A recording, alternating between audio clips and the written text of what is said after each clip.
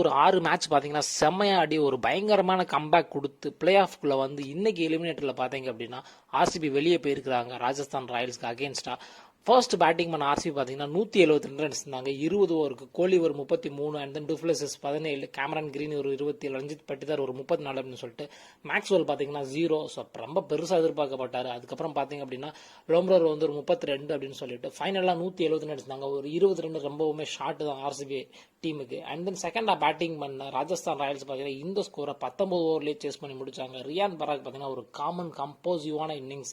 And then பார்த்தீங்கன்னா Simran Hetmyer ஃபைனலாக finishing பண்ணி கொடுத்தாரு.